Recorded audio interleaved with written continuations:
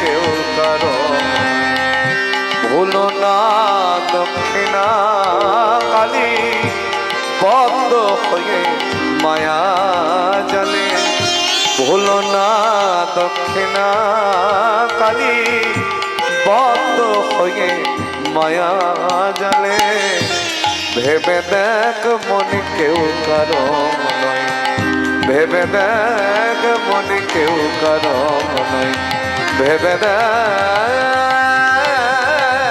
মনে কেউ কারো নয়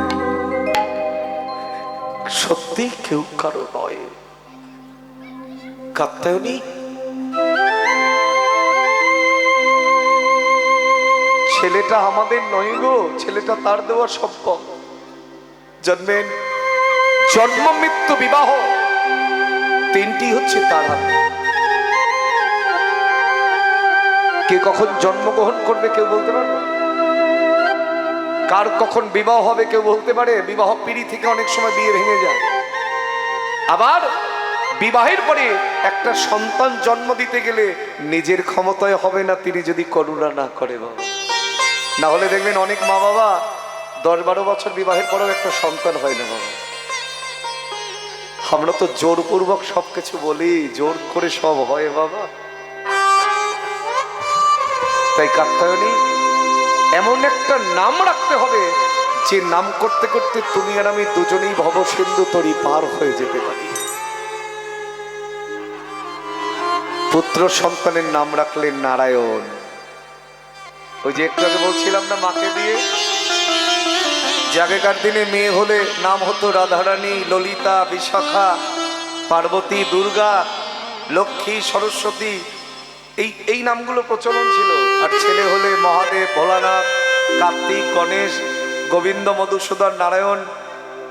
কিন্তু এখন আর এই নাম খুঁজে পাবেন না।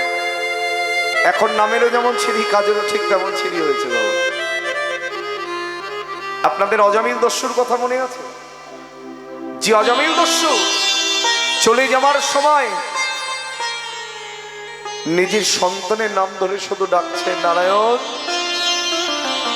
নারায়ণ একবার আমার কাছে আয়, নারায়ণ একবার আমার কাছে আয় বাবা, নারায়ণ একবার আমার কাছে আয়। বৈকুণ্ঠেশ্বর ভগবান স্বয়ং নেমে চলে এলো। এক কাজে দু কাজ হয়ে গেল, নিজের ছেলেকেও ডাকা হলো, ভগবানকেও ডাকা হলো। তাই তো বললেন অজামিল দস্যু ছিল, কৃষ্ণ নামের গুণে তরে গেল, পুত্রের ডাকিল নারায়ণ। নারায়ণ নারায়ণ বলতে বলতে অজামিল দস্যু পর্যন্ত উদ্ধার হয়ে গিয়েছিলেন। তাই লালা বললেন কাত্যায়নী ওর নামও রেখে দাও নারায়ণ। রাখবেন, এই নামগুলো রাখবেন, হারিয়ে যেতে দেবেন না। অনেকে হয়তো ব্যঙ্গ করবে, তোর নাম নারায়ণ, তোর নাম মধুসূদন, তোর নাম গোবিন্দ। আপনার উপকার হবে, সুখটা আপনি পাবেন, অন্যরা ব্যঙ্গ করে করুক। ওই একমাত্র পুত্রের নাম হলো নারায়ণ, আর একটা পালিতা কন্যা ছিল যার নাম হলো সুমতি। সুমতি, ওই চরণে যার সুমতি, কুমতি নয়। এখন লালা জমিদার হয়েছেন, জমিদারিতে বসেছেন। এবারই তো লীলার আসল মাধুর্য। ছোটবেলা থেকে লালার ত্যাগের মন্ত্রে দীক্ষা নেবার অভ্যাস। এখন যখন ভোগের মঞ্চে বসেছে জমিদার হয়ে, বৃন্দাবনের একজন বৈষ্ণব তাকে আমার গিরিধারী করুণা করে ওই লালাবাবুর দ্বারে পাঠিয়ে দিয়েছে। সেই বৈষ্ণব এসে, আজকে আপনারা একাদশী ব্রত করেছেন, আগামীকাল মহাদ্বাদশী। যারা একাদশী করেছেন সকালবেলায় সব দ্বার থেকে না হলেও অন্ততপক্ষে 3টে দ্বার থেকে একটু মাধুকরী করবেন, ভিক্ষা করবেন। করে এনে আপনি বাজার করে যে দ্রব্য নিয়ে আসবেন তার সঙ্গে মিশিয়ে দিয়ে রসাই করবেন, অর্থাৎ রান্না করবেন। রসাই করবার পরে 3 জন হোক 5 জন হোক বৈষ্ণবকে প্রসাদ পাইয়ে ওই বৈষ্ণবের উচ্ছিষ্ট প্রসাদ যদি গ্রহণ করতে পারেন তাহলে আপনার মানব জন্ম ধন্য হয়ে যাবে। এটাই হচ্ছে একাদশীর মাধুর্য। একাদশী করলেই হবে না বাবা, আবার একাদশীর পারণ থাকে, ওই পারণটাও সারতে হয় টাইমের মধ্যে। এই বৈষ্ণবের কথা এলো বলে বলে ফেললাম। তা সেই বৈষ্ণব ভিখারি এসে বলছে, বাবু ও বাবু, আমায় এক মুষ্টি ভিক্ষা দাও না বাবু। লালা বলছে, ভিখারি তুমি ভিক্ষা করো কেন? ভিক্ষা করে তুমি কি পাও বলো তো? ভিখারি বলছে, বাবু আমি ভিক্ষা করি কেন শুনবে? বাবু গো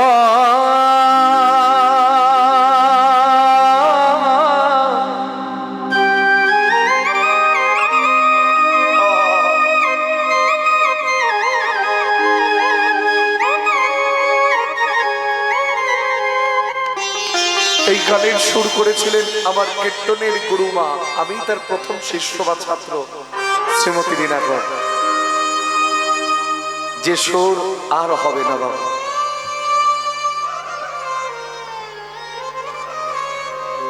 বাবু গো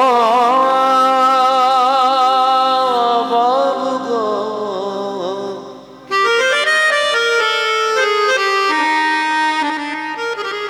ও বাবু গো,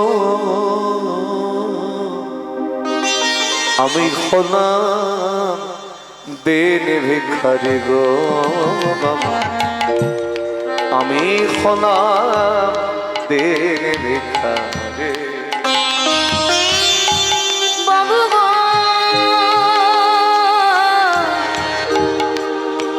বাবু গো,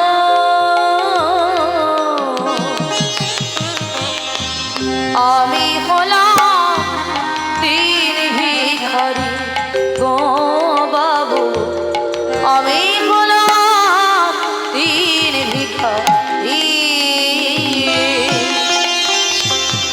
ও তার নাম নিয়ে ঘুরে বেড়া, ও তার নাম নিয়ে ঘুরে বেড়া, ও তার নাম নিয়ে ঘুরে বেড়া, ও তার নাম নিয়ে ঘুরে বেড়া।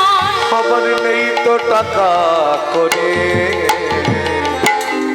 আমি হলাম দিন ভিখারি গো বাবু, আমি হলাম দিন ভিখারি। বাবু গো বাবু গো, আমি হলাম দিন ভিখারি গো বাবু, আমি হলাম দিন ভিখারি। আচ্ছা তুমি দিন ভিখারি আমি বুঝলাম, তা ঘরে তোমার কে কে আছে বুঝে নাও না বাবু। ঘরে আমার কেউ নাই গো, আমার পিতা নাই, মাতা নাই, ভগ্নী ভ্রাতা জগতে আমার কেউ নাই। আর আমি বিবাহ করি নাই বলে, সংসার করি নাই বলে, আমার স্ত্রী পুত্র কন্যা জগতে আমার কেউ নেই গো। এই বলতে বলতে নয়নের জল ঝরছে। লালা বলছে, ভিখারি অমন করে কাঁদছো কেন গো? তুমি বললে তোমার ইহ জগতে কেউ নাই, তো যার কেউ নাই সে আমার ভিক্ষা করে কেন দাঁড়ে দাঁড়ে? জানো বাবু, ইহ জগতে আমার কেউ না থাকলেও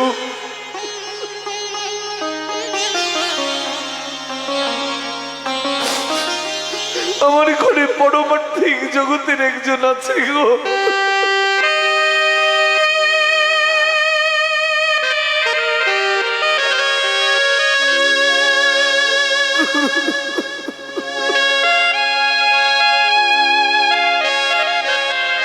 যাকে আমি প্রতিদিন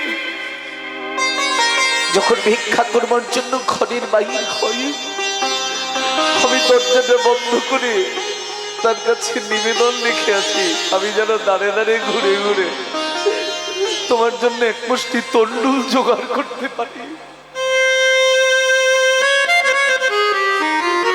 সে কে গো যার জন্য তুমি দাঁড়িয়ে দাঁড়িয়ে ভিক্ষা করবে? সে কি তোমার আপনজন? বাবু গো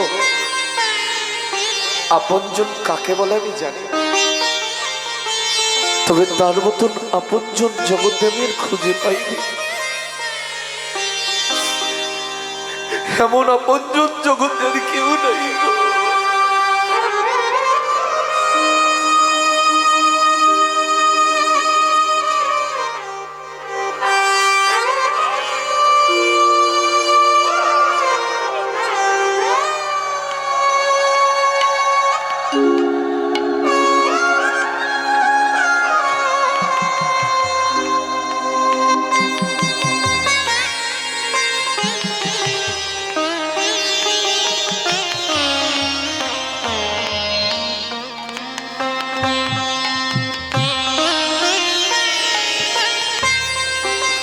এটা আমার অভ্যাস বাবা, ভক্তের চরণ ধরেই অজ্ঞে মাখা। এ জন্মে তো হলো না গো, এ জন্ম তো গেল, বিফলেই গেল, কিচ্ছু হলো না। পরীক্ষায় বসতে পারলাম না, পাশ ফেলের চিন্তা করবো কি করে। হদম্ব পরীক্ষায় বসতে পারে না, কি জবাব দেবো তার কাছে। বেকারি গো, তুমি অমন করে কেঁদো না। যে আপনজনের কথা তুমি বলছো সে কে গো? আমার ঘরে আছে গিরিধারী, তাই তো দাঁড়ে দাঁড়ে আমি ভিক্ষা।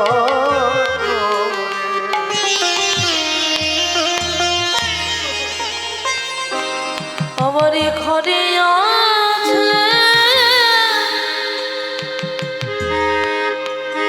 আবার গিরি ধারে, তাই তো দাঁড়ে দাঁড়ে ভিক্ষা করি। আমার ঘরে গৌর হরি বল, হরি বল। আমার গিরি ধারি,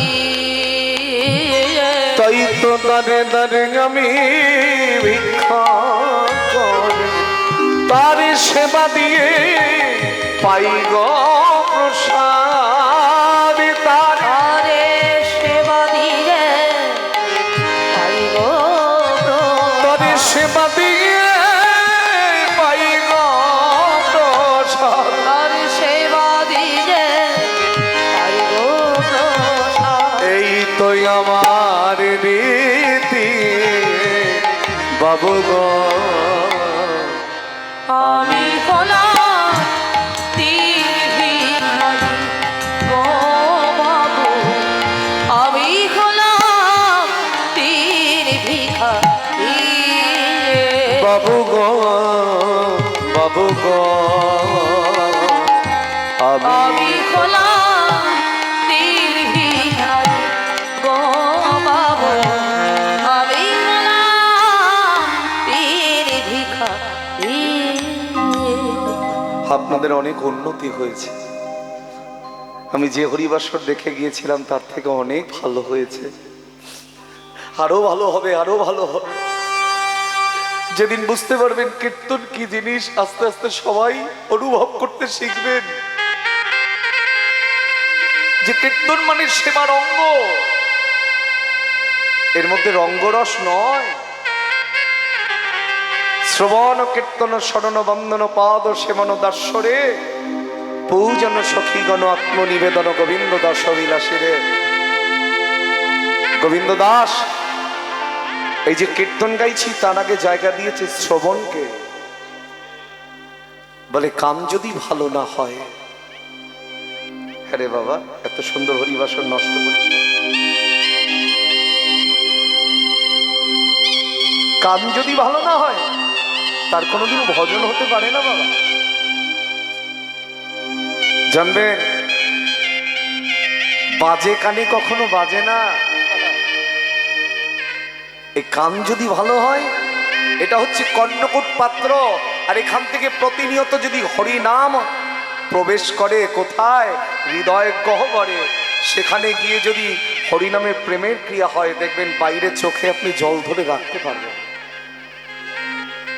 দেহের ওপরে ময়লা জমলে সাবান দিলে পরিষ্কার হবে, কিন্তু মনে যদি ময়লা জমে, একমাত্র উপায় হচ্ছে হরিনামে এসে দুফোঁটা নয়ন জল দিয়ে তার সেবা করা, যাতে এই দেহের মধ্যে যে সঞ্চিত ময়লা সেটা হরিনামের নয়ন জল দিয়ে টেনে বার করে দেয়। লালা মনে মনে চিন্তা করছে, ভিখারির বুঝি কিছুই নাই, তাই তো অমন করে কাঁদছে।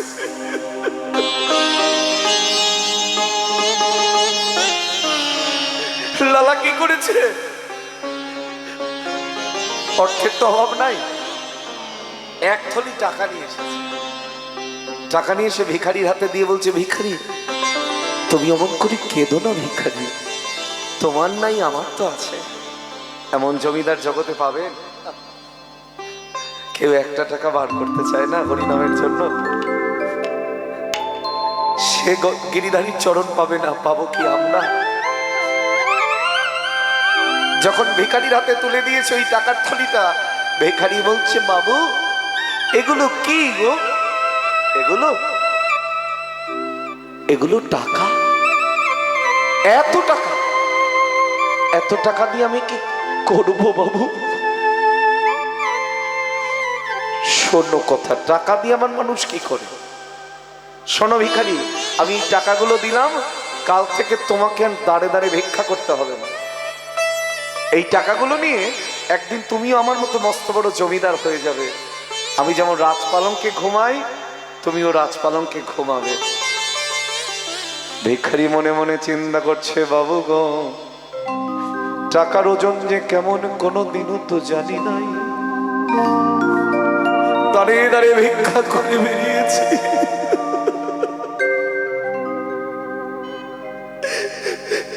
তাই আজকে ওজনটা বহন করে দেখি, টাকার থলিটা মাথায় নিয়ে ভিখারি যখন এক পা দুপা করতে করতে চলেছে, লালা মনে মনে চিন্তা করছে, না জানি টাকাগুলো পেয়ে কত খুশি হয়েছে। ভিখারি বলছে, বাবু তুমি একটু লক্ষ্য করে দেখো আমি কত খুশি হয়েছি। নদীর ধার দিয়ে ধীরে ধীরে হেঁটে চলেছে, কি যেন কি চিন্তা করে যেতে যেতে ওই টাকাগুলো সব নদীর জলের মধ্যে ফেলেছে। সেই না নদীর জলের মধ্যে ফেলে দিয়েছে, লালা চিৎকার করে ডাকছে, ভিখারি, ওরে ভিখারি,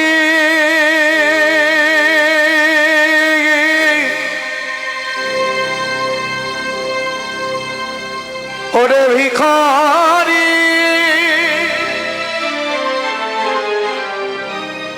একবারে ফিরে আয়, ফিরে আয়, একবারে ফিরে আয় ভিখারি রে, ভিখারি একবার ফিরে আয়। বাবু ডাকে কেন? বাবু ডাকছে কেন? এই তো ভিক্ষা নিয়ে চলে এলো।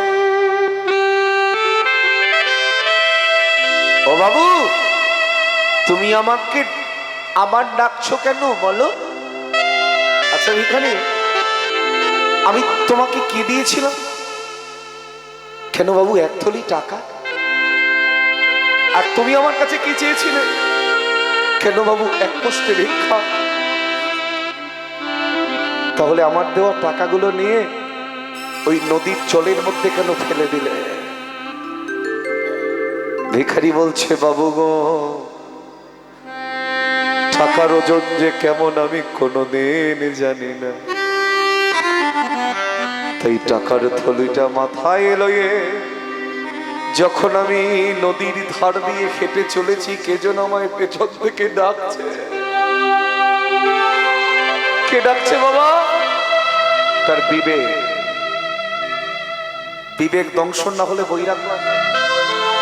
ভিখারি, এই টাকাগুলো নিয়ে তুই জমিদার হবি? তুই রাজপালককে ঘুমাবে, তুই যদি রাজপালককে ঘুমাস আমার সেবা তুই করবি কখন?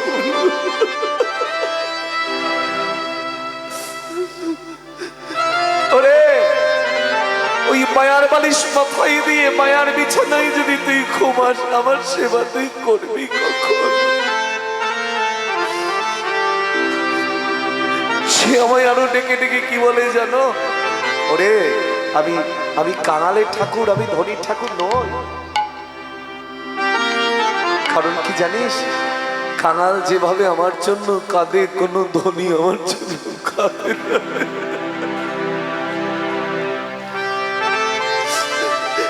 আমি কাঙালের ঠাকুর, আমি বিদুরের স্ত্রীর কলার খোসা পর্যন্ত খেতে চেয়েছিলাম।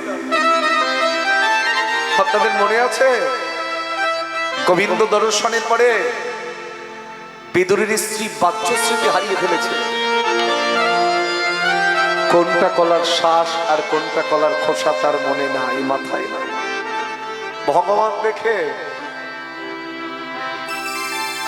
কলার খোসাটাকে ডান হাতে রেখেছে, আর যেটা তাকে খাওয়াবে বলে স্থির করেছিল শ্বাসটা বা হাতে। বাবা একই অনুরাগ,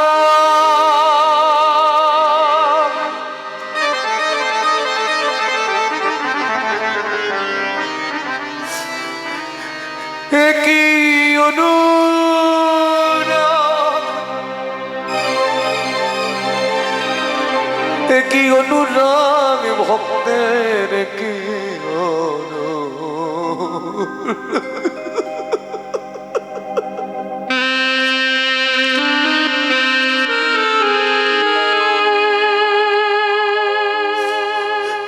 একই অনুরাগ।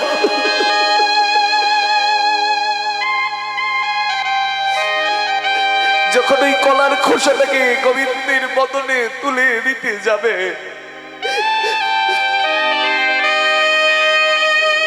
বিদুর এমন সময় ঘরের মধ্যে প্রবেশ করেছে। কি এ তুমি কি করছো? ভগবানকে কলার খোসা খেতে দিচ্ছ। ভগবান কেঁদে বলছে, বিদুর আজ আমাকে দর্শন করবার পরে তোমার স্ত্রী মাথায় ছিল না কোনটা কলার শ্বাস আর কোনটা কলার খোসা। আজ তুমি সেবা হতে আমায় বঞ্চিত করলে বিদুর। একটা জিনিস মাথায় রেখো বিদুর, কেউ যদি আমায় রাজভোগ দিয়ে ডাকে তাও আমি তার কাছে যাই না, কারণ যে রাজভোগ সে আমায় দেবে সেটাই রাজারই সৃষ্টি করা। সবচেয়ে বড় রাজাকে আমার গোবিন্দ ছাড়া। তুমি সন্দেশ দাও, রাজভোগ দাও, সব তো আমারই সৃষ্টি। আমি সবকিছু সৃষ্টি করে রেখেছি, কিন্তু একটা জিনিস ভক্তের কাছে রেখে দিয়েছি, সেটা হচ্ছে ভক্তের অনুরাগ, ভক্তের প্রেম। ওই কলার খোসাটাই আজ আমার অমৃত মনে হতো। কারণ কি জানো, ওই কলার খোসার মধ্যে যে তোমার স্ত্রীর প্রেম লেগে আছে গো, তাই ওটাই রাজভোগের সমতুল্য হয়ে যেত। আজ তুমি আমায় সেবা হতে বঞ্চিত করলে। তাই সেই ভিখারি বলছে, বাবু সে আমায় ডেকে ডেকে বলছে আমি বিদুরের খুদ পর্যন্ত খেয়েছি, আর তোর মনে বাসনা হলে তুই রাজপালককে ঘুমাবি, জমিদার হবি। আয়ে ভিখারি আয় রে ফিরে,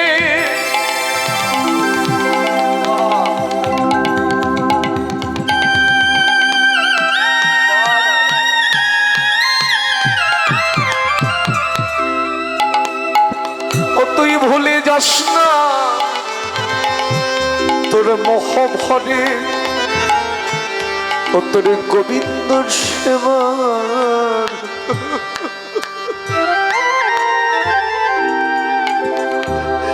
বেলা চলে যাওয়া।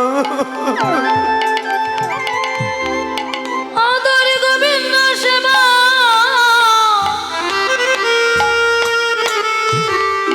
বেলা চলে যা।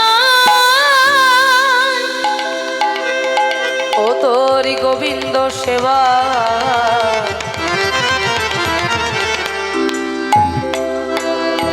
বেলা চলে যায়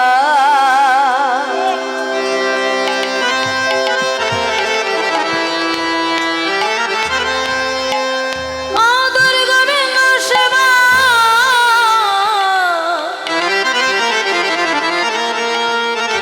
বেলা চলে যায় বিদুরের ক্ষুদ যেমন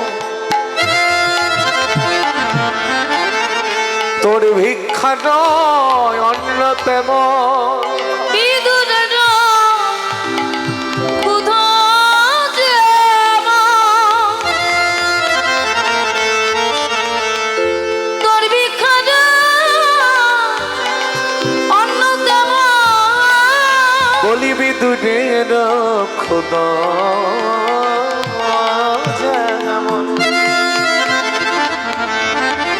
বলে তোর ভিক্ষা নয় অন্য তেমন সেবা দিতে ভুল করিস নে আমায় সেবা দিতে ভুল করিস নে আমায় সেবা করিস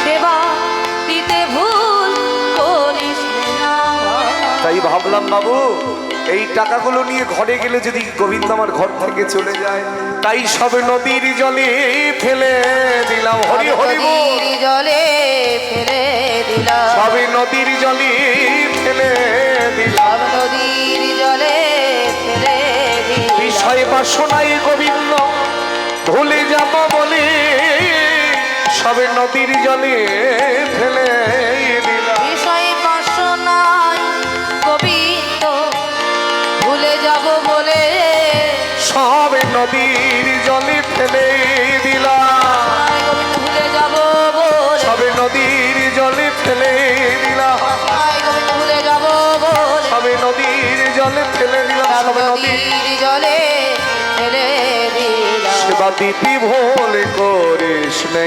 আমায় সেবা দিতে ভুল করিস আমার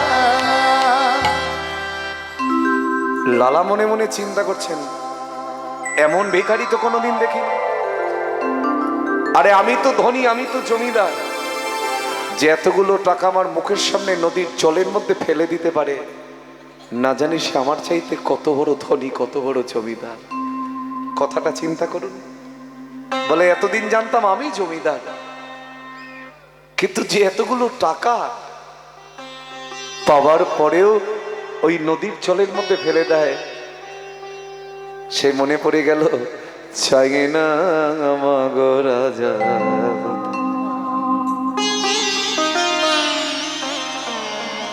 এটা যেটা শুনতে চাই সেটা আমি লীলার মধ্যেই আজকে প্রবেশ করিয়ে দিয়েছি চাই না মাগো রাজা হতে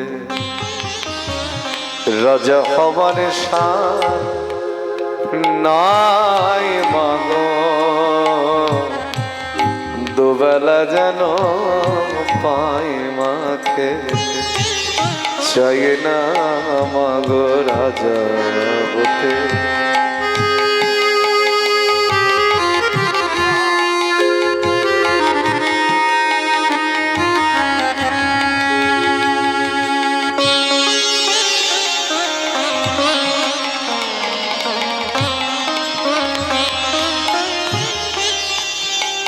আমার মাটির ঘরে বাঁশের খুঁটি মাগো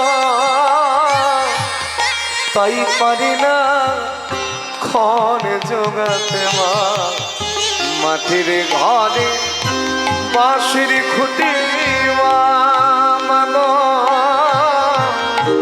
তাই পারি না খড় জোগাতে আমার মাটির ঘরে যে সোনার ঘরে মা মাটির ঘরে যে সোনার ঘরে মা ও মা কি হবে দালানেতে যদি দালান কোঠায় রাখো মাগো পারব না আর মা বলিতে চাই না মাগো রাজা হতে চাই না মাগো রাজা হতে।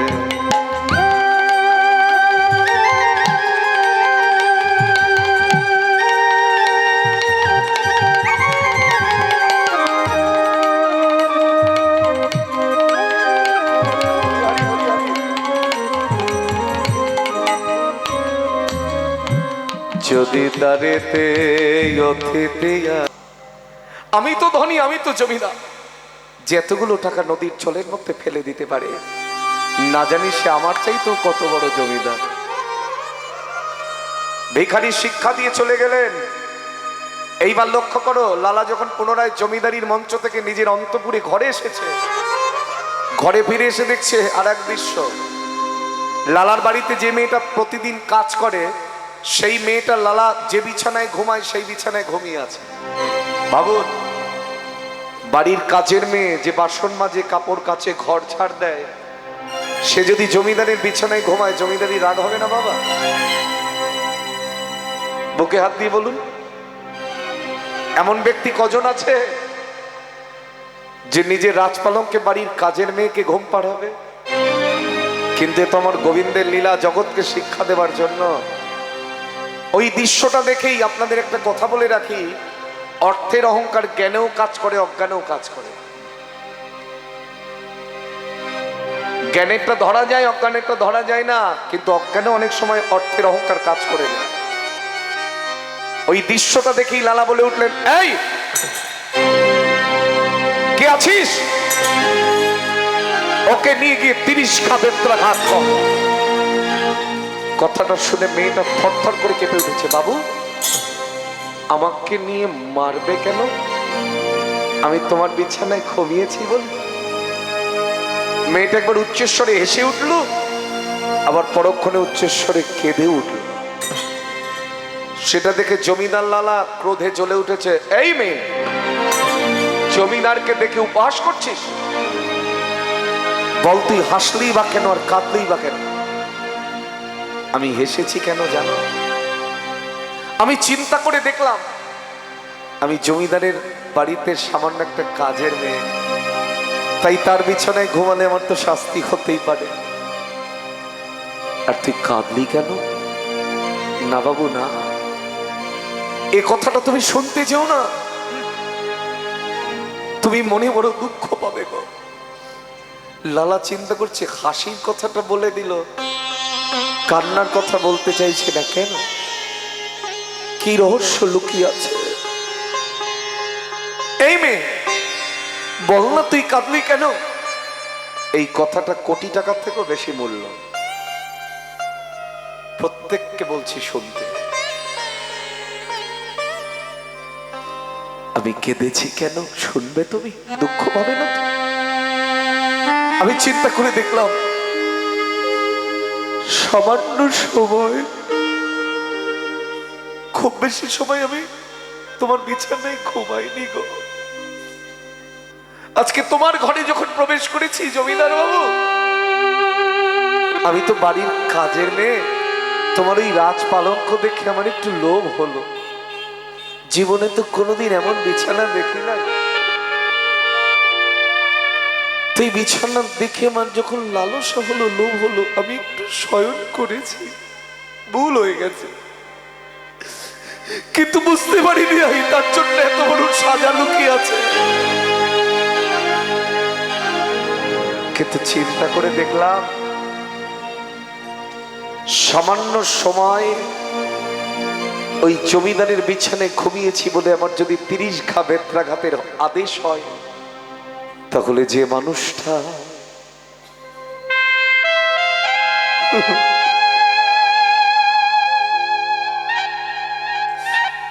যে মানুষটার সারাটা জনম ধরে ওই রাজপালঙ্কে ঘুমিয়ে এলো, না জানি আমার গোবিন্দ তার জন্য কত বেদ, কত শাস্তি জমা করে রেখেছে।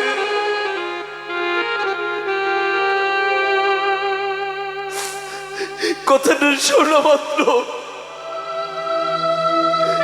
লালা গিয়ে বাড়ির কাজে মেয়েটার চরণে আছাড় কে পড়েছে। বাবু, এ তুমি কি করছো? আমার পায়ে তুমি হাত দিও না, তুমি জমিদার, আমি তোমার বাড়ির কাজের মেয়ে। ওরে, তুই কাজের মেয়ে নোস, তুই যে আমার প্রথম গুরু।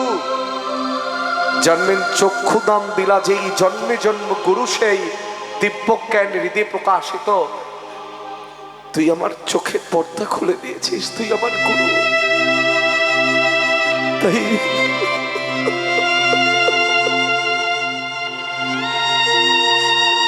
আমি তোর চরণ ছুঁয়ে প্রতিজ্ঞা করলাম, আরে ঘুমাবো না পলকে, এই করিলাম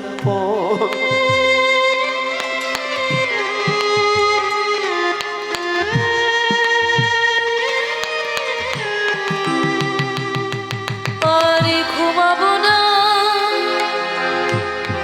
পলকেতে, আমি করিলাম আরে ঘুমাবো না, না না না, আরে ঘুমাবো না। ভেবে দেখলাম একদিন যদি আমার ঘুমাতে হয় তুলসী তলায়, আমি ওই রাজ পালঙ্কে কেন শয়ন করব?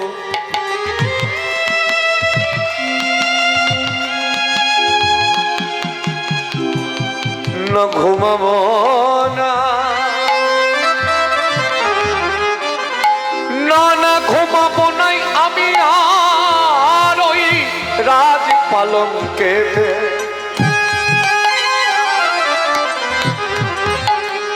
এই করিলাম পণ তোর চরণ ছুঁয়ে।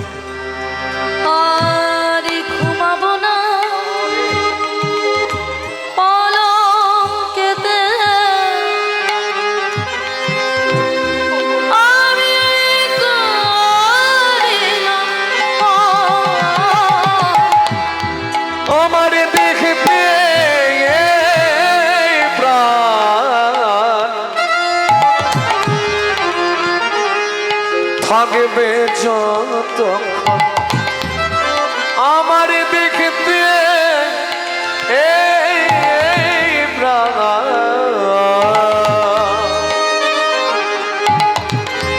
থাকবে যতক্ষণ। না না ঘুমাবো না, না নাই আমি আর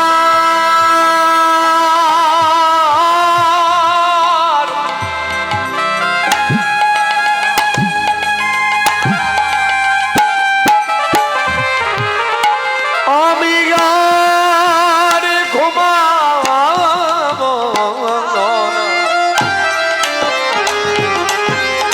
আমি আর ঘুমাবো না ওই পালঙ্কেতে, পালঙ্কে। আর ঘুমাবো না পালঙ্কেতে, এই করিলাম এ দেখতে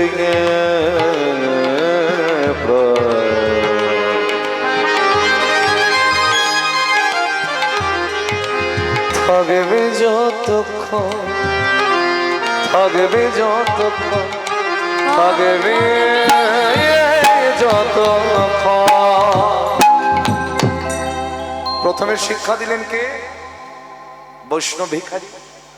তারপরে শিক্ষা দিলেন কে? বাড়ির একটা কাজের মেয়ে। এবার ঠিক তার পরের দিন জমিদার লালা জমিদারির মহল দর্শন করতে চলেছেন।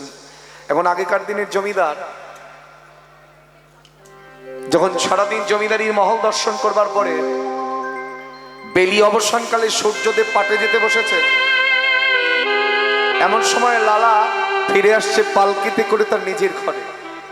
পালকি বাহকরা তাকে কাঁধে করে নিয়ে আসছে, আর একজন রজককন্যা, রজককন্যা মানে ধোপার মেয়ে, তার বাবাকে ডেকে বলছে, বাবা সন্ধ্যার পরে কি রাগ হয়? পুরিয়া। তার বাবাকে ডেকে বলছে, বাবা গো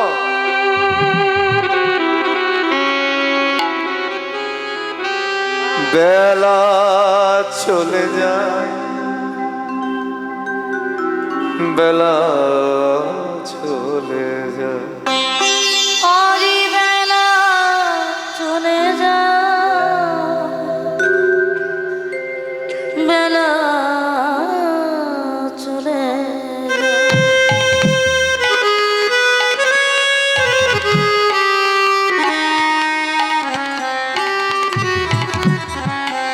বেলা চলে যায়, বেলা চলে যায়, চলে যায়, চলে যায়।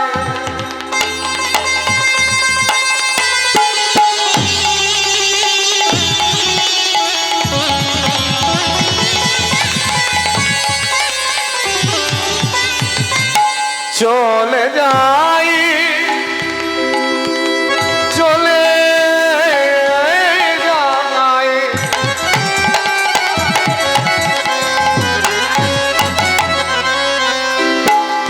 বেলা চলে যায়,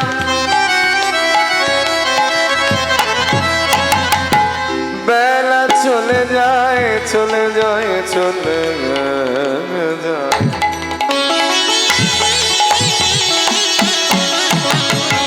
আরি বেলা চলে যায়, আরি বেলা চলে যায়। পালকি বাহকরা কাঁধে করে নিয়ে আসছে, পালকি চলে না না নিতাই গৌর হরি হরি বল, হরি বল।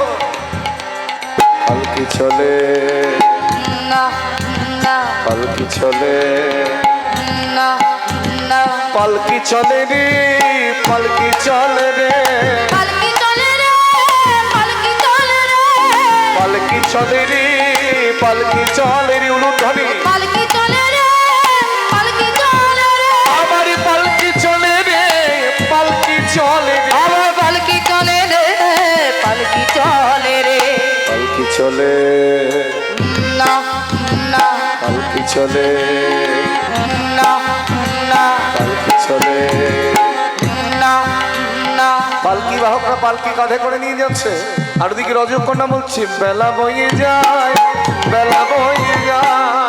বেলা বয়ে যায়, বেলা বয়ে যায়, বলে বেলা বয়ে যাই বাবা, বেলা বয়ে যায়। বেলা বয়ে যায় বাবা, বেলা বয়ে যায়, আমার বেলা বয়ে যায়, বেলা বয়ে যায়। আমার বেলা বয়ে যায়, বেলা বয়ে যায়, আমার বেলা বয়ে যায়, বেলা বয়ে যায়। আমার বেলা বয়ে যায়, বেলা বয়ে যায়। পালকি চলে, না না পালকি চলে, না না পালকি চলে। এই দাঁড়া দাঁড়া দাঁড়া দাঁড়া, কি শুনলাম জানো?